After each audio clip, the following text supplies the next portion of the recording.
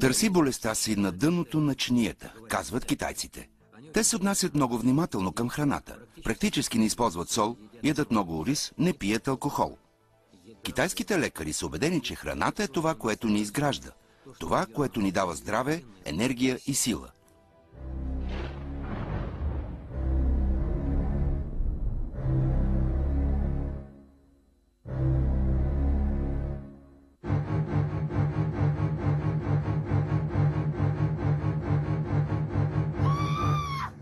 Внимание, храна!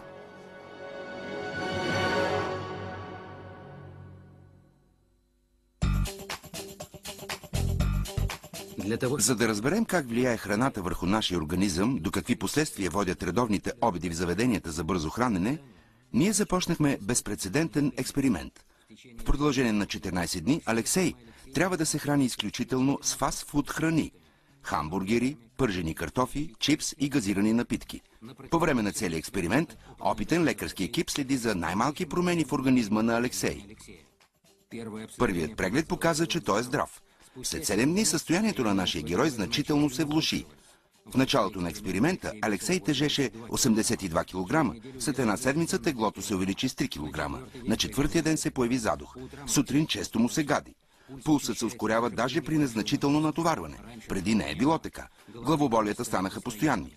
Кръвното налягане също престана да бъде като на космонавт. Сега е 140/100. Престои му още една седмица от експеримента. 8-ми ден.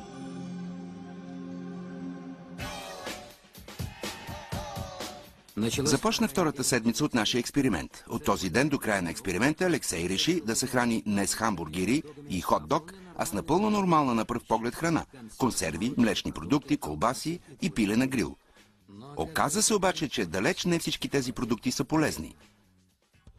8 часа вечерта от метрото излизат мъже и жени. Те са изморени и гладни. Всички мислят горе-долу за едно и също. Едни мислят какво да хапнат, други умуват какво да си изготвят. И ето за късмет павилионче с апетитно въртящи се пилета на грил. Проблемът е решен. Купуваме пиле и вечерята е готова. Като че ли няма нищо вредно в пилето. Нали вкъщи го приготвяме по същия начин, но не всичко е толкова просто. Първо самите птици. За да може малкото пиленце за 2 месеца да нададе 6-7 кг, то получава огромно количество хормони и витамини. За предпазване от инфекции в храната на птиците се добавят антибиотици. Потребителите на такова месо започват да страдат от намален имунитет. Появяват се алергии. Обработването на птичето месо и другите видове меса с силни антиокислители и токсични вещества от една страна е насочено към потискане на процесите на гниене и развитие на бактериална флора. Но от друга страна то е насочено изцяло срещу човешкия организъм, защото антибиотикът, с който се обработва месото, естествено остава там и прониква в организма ни, като разрушава нашата полезна микрофлора. Второ, начина на приготвяне. Много често продавачите на пиле на грил напълно игнорират санитарните норми. Пилетата се приготвят направо на улицата, пред очите на всички, а принадлежностите се обработват много рядко. За да бъде по-вкусно пилето и с хрупкава кожа, то обилно се поръсва с овкусител, вече познатият ни натриев глутамат. Трето, кожата на пилето е най-възприемчивата част от организма му. Точно там при печеното се натрупва огромно количество канцерогени. Само тази година в Русия няколко стотин души са се отровили от некачествено пиле на грил. Струва ли си да рискуваме? Ако толкова ни си иска пиле, по-добре да си приготвим сами. Сега има мир, спокойствие и щастие. Имаме възможност да купим всичко, което поискаме. Но, повярвайте, това е капан. В този поток от продукти има много малко неща, които наистина могат да се ядат. Затова, ако поне мъничко обичате себе си, и особено ако обичате децата си, помислете какво имат нужда да консумират и им забранявайте да ядат неща, които не трябва. Ако допуснем, че трите кита на днешната икономика са фармацията, козметологията и фастфуд индустрията, схемата е много проста. Човек се храни с фастфуд, напълнява и изпада в депресия. Как да се борим? Много просто.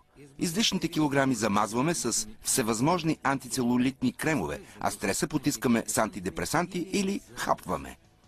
И ето кръговрата на паричните средства в икономиката. Какво е стресът от гледна точка на организма? Това е огромна загуба на енергия. Организмът се стреми да замести тази енергия. Най-бързият и лесен начин е много плътната храна, която натежава в организма. Тази храна е създадена с цел хората да са дебели, да искат да ядат, да са апатични, депресивни, за да се хранят повече. Тоест получава се, че за да се развива успешно бизнесът, хората трябва винаги да са болни, дебели и гладни. Само тогава те ще носят доходи. Сутрин се събуждате тежки и не само, че не ви се прави гимнастика, ако правите, вие просто нямате желание за нищо, чувствате се тежък. И ето, че идва нов стрес. Ако ви беше леко, ако бяхте в добро настроение, щяхте по-лесно да го преживеете. А вие пак сте под стрес, трудно се справяте с него, пак губите енергия и пак отивате в прекрасната система за обществено хранене, на познатите на всички места, и пак ядете прекрасния хамбургер или картофки, или нещо друго, и отново се повтаря същото. Ето е тази затворена система, този порочен кръг. 10-ти ден. Днес е 10-тия ден от експеримента. Алексей се оплаква от обрив по кожата. Това често е проява на неправилно хранене. Също така се оплаква от сънливост и слабост. Станал е раздразнителен. Конфликти с околните стават от нищо. На нашия герой му е трудно да сдържа емоциите си и да контролира острите ситуации. Не знам какво ми става. Избухвам за дреболии. Връзвам се за всякакви глупости. Чудя се дали да не започна да взимам някакви успокоителни. Всичко действа не само върху физическото здраве, разбирате ли? Менталното здраве, психическото здраве са повече от физическото.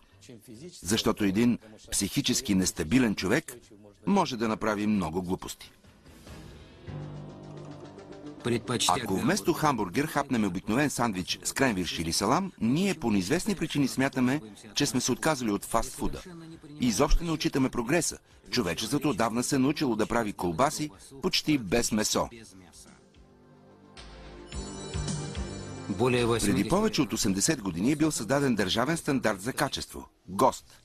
В хранителната промишленост с рецептурата на ГОСТ се гарантира, че в даден продукт влизат само натурални съставки. Например, в рецептите за колбаси категорично се е забранявало използването на хранителни добавки и соев протеин. Днес месопреработвателните комбинати не са длъжни да спазват разработения преди много години ГОСТ.